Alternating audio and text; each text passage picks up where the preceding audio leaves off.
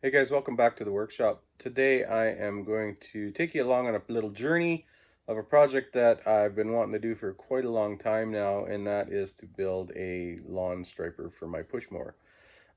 As many of you know, I hate cutting the grass. It is the bane of my existence, but if we're gonna have it, it might as well look nice. Mama spends a lot of time and a lot of money making our front and backyards look beautiful, so I should probably do my part and make the ground look beautiful. I like to build stuff out of scrap steel, and I'm hoping that I can make this work. I have an idea on how it's going to go, and I think I've got it figured out.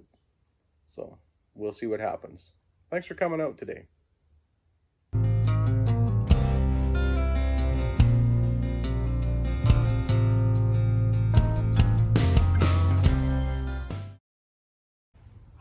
Okay, so this is the mower that I'm going to use. This is my self-propelled push mower, nothing fancy. I know it's 21 inches because that's what it tells me, but the measurement across my tires is 21.5 inches, and they sit just outside of the tub. So I've already got the bag removed, and the bag will be able to stay on there, hopefully, because I'm going to use these two little mounting points for this deflector. I'm going to use these holes to mount this thing. So first things first, I guess we got to get this thing out of here somehow, some way. That lines up. There we go. You can see a hole here. There's also one there. So I'm going to use a bolt, I think, to put some arms on here to hold a roller. So 21 inches is kind of our nominal distance that we need. That'll get us close enough anyways. Okay, so these are the pieces that I think I'm going to use, and I know I'm going to use. This here is a roller, the main roller out of one of the treadmills that I've taken apart. It's got some mounting points here on the main bar that are just 1/4x20 thread. So that'll work. There's one on either end, and they're lined up with each other. So that's good. And this, from end to end, measures 21 3/4 inches. So the usable distance, because it does taper off right here, the usable distance on this is right at 21 inches. So that's going to work out perfectly. So then I've got a chunk of, I don't even know where this came from, just a chunk of bar. But it's got a couple holes that are drilled at the same point on either end. So I think I'm going to use those. I'll bend these over. And then once they're bent at a 90, I'm going to use those to bolt onto this bar. And then I think I will use these bolts here because they got a nice long shoulder on them. I'll get my measurement, and in those two holes on either side to mount this, I'll just slide them through and we'll drill them for a cotter pin. So I think that's going to work out great. We might have a little farting around to do to get the arms to the right angle and everything, but that's just a little bit of bending, which isn't a big deal. So I think I'll measure these back, say about an inch, 1.25 inches, and I'll bend each end at 90, and then I'll cut this bar in half, and then I'll have to drill a hole for these 3/8 bolts. So that should work out just about right. Awesome. Now, the thing about this is that when you see on golf courses and whatnot, they've got the stripes going down the fairways. What they're using is a reel mower, and it's a hydrostatic drive. There's, I don't know, I think they're about 18 inches each reel, so there's 3 of them on each head, and then on the back side of them, they've got a roller similar to this, but it's probably rubber, and it sits in behind each head, and when the whole head falls on the ground, it pushes on the ground and then rolls. They obviously use a different kind of grass, which is probably bent grass, Bermuda, something like that, that can bend. So it's probably fairly heavy. I'm going to say that it sitting on the ground is probably, 30, 40 pounds something like that per head. It might even be more. So I got a scale here. I'm going to weigh this thing, and I'm going to see how much this weighs and see if it's actually going to be any good for anything.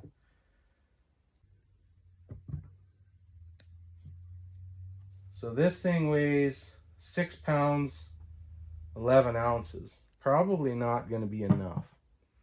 So I think what I'm going to do is I'm going to drill a hole in here, and I've got just some tiny little body plugs.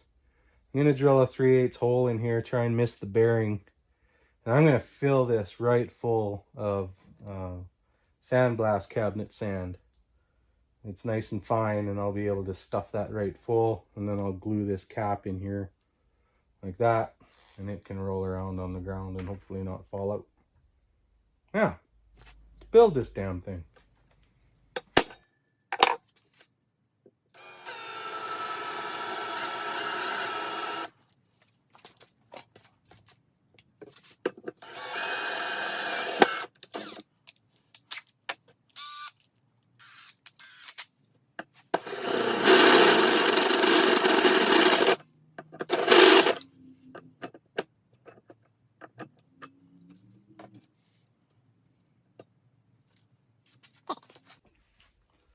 I was thinking to myself, how are you going to pour sand in that little bitty hole?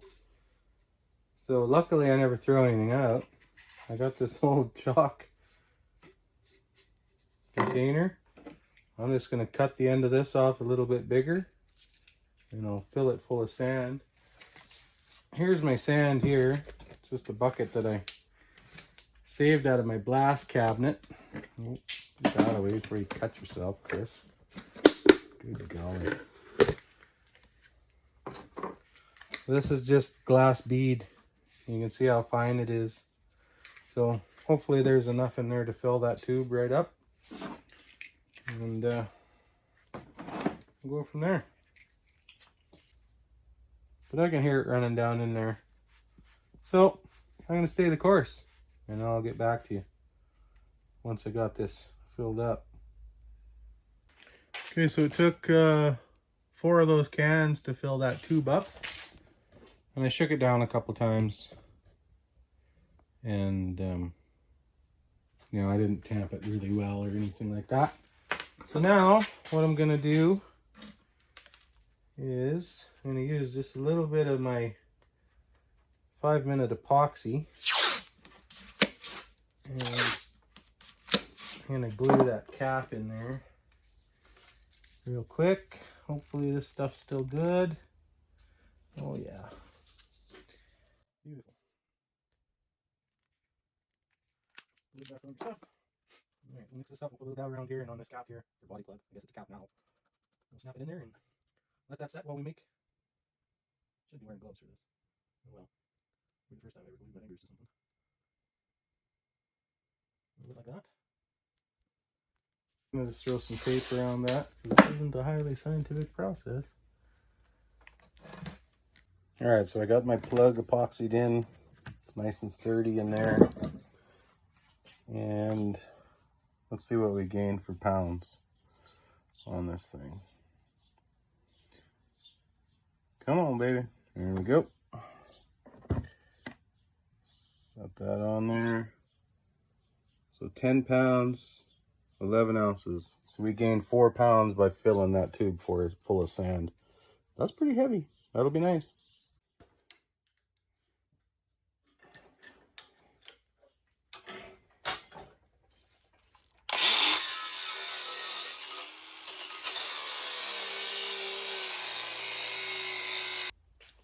So a good tip when you got to drill something round,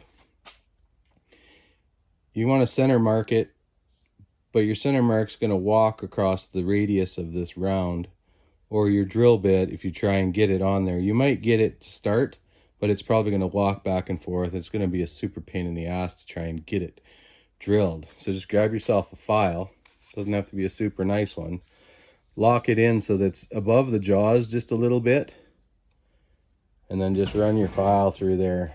I didn't realize my table had this much walk in it. That's weird. Anyways, run your file back and forth on there just 5 or 6 times. And you're going to end up with a little flat spot. Doesn't have to be much of one, but it's going to be there. Pull it out of the vise. Close your vise up a little bit so that it sits in the opening. Now that ain't going to go anywhere. Now I can line up my center punch here where I want it. Haha, easy for me to say. Look at that. Failure. Line it up. Give it a smack.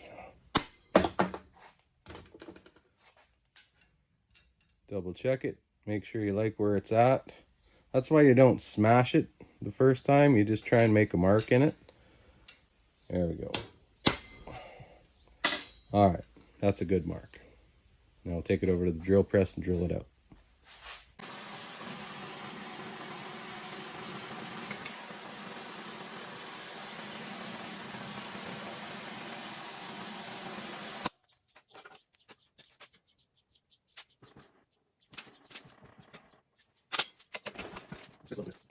Okay, so here we have it mounted up.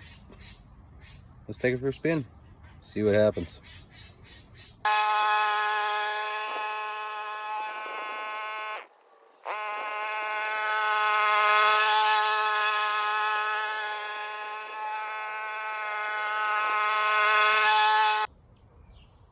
So what did we learn? It works. Probably better when the grass is not crispy. It's been really hot here lately. And I think if a person had it watered, then it would work a little bit better. I'm not an engineer. I just make things work. But anyways, I'm going to try it on the front grass. That's the one that we care about the most anyways. And see how that works out. Hit one of these if you liked what I did. Hit one of these if you didn't. If you want to follow along to more of these stupid little projects that I'm going to be doing, hit the subscribe button. Thanks for coming out today.